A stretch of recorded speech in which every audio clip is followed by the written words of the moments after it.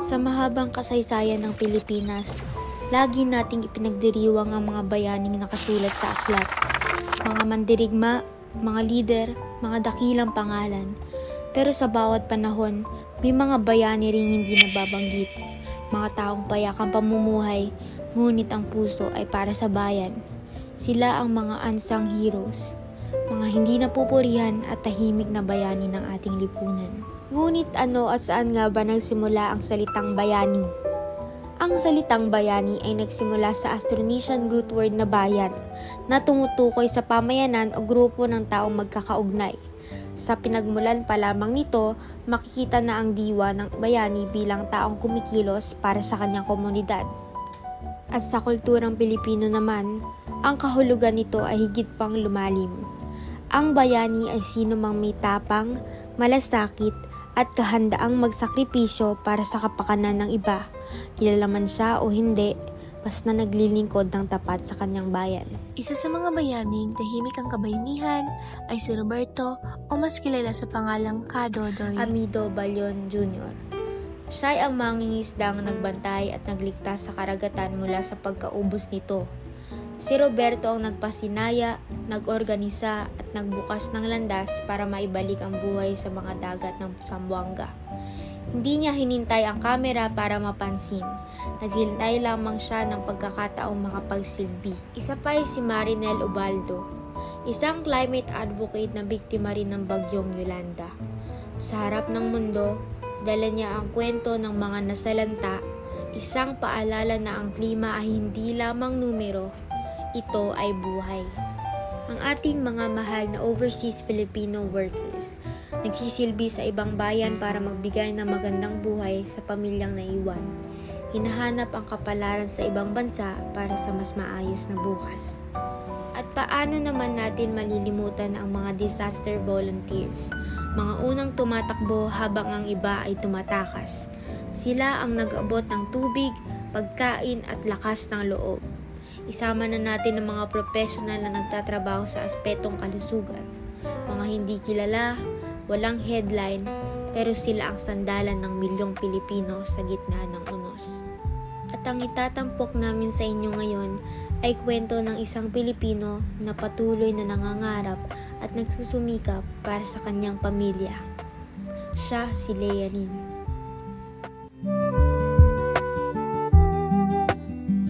Ako po si Leyanin Garcia de Queros, 23 years old po at ang aking trabaho ay housekeeping or utility. November 27, 2025 po. Ano po kasi, lumuwas po ako ng Manila. Hindi po ito talaga yung inaano kong trabaho. Sa Pilipinas, isa sa malalim na problema ang mataas sa pamatayan sa trabaho pero mababa ang pasahod. Kahit simpleng trabaho, gaya ng pagiging cashier, minsan kailangan pa ng diploma at maraming valid ID. Mas malala ito sa probinsya, kung saan ang sahod para sa parehong trabaho ay mas mababa kaysa sa Manila. Tinatawag itong provincial rate. Anak, sigurado ka na ba talaga sa Maynila? Katolik ba pa talaga ron? Mahirap ang buhay doon. Ma, napag-usapan na natin to, di ba?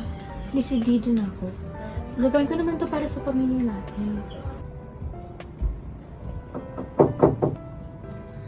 Ano na, anak? Di basta-basta ang buhay dun, ha? Kakayod ka talaga, anak. Pero kung sigurado ka na talaga sa desisyon mo, nandito lang kami ng nanay mo para supportahan ka. Sa tandaan mo, nandito lang kami, ha? Mahal na mahal ka namin, anak. Mag-iingat ka doon. Thank you, Ma.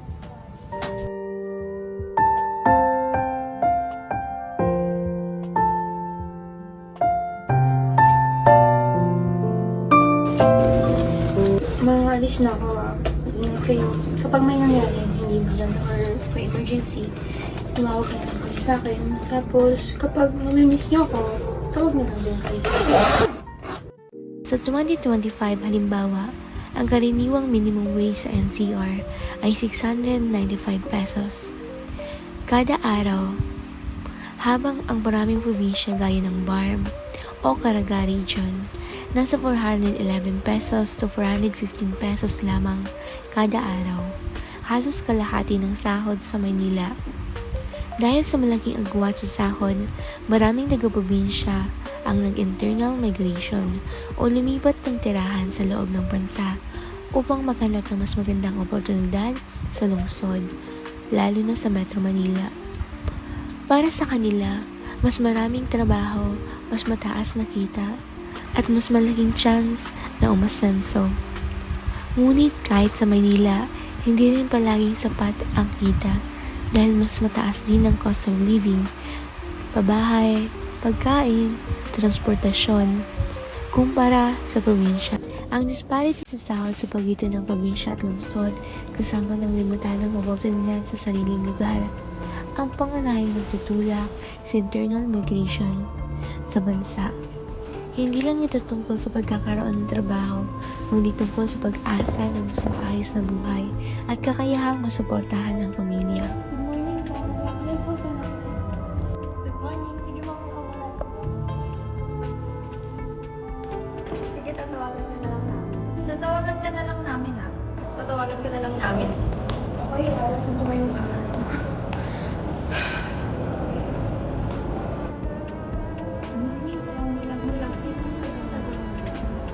Morning. Welcome sa Burrito. Dapat po, ang inaano ko pong housekeeping sa mga hotel. Actually po, graduate po ako. And may mga napasukan po ako na akala ko legit. Tapos, may nakasama ako. Transfer niya ako dito sa PSPA. And sa Growbit na agency. Kaya ayun. Pinatulan ko na po kasi no choice eh. Po, sa pamilya ko po, kasi po, nadaanan po kami ng bagyo. Totally, damage. Wash out yung bahay po namin. Kaya, kahit, mahirap, sinatyagaan ko po.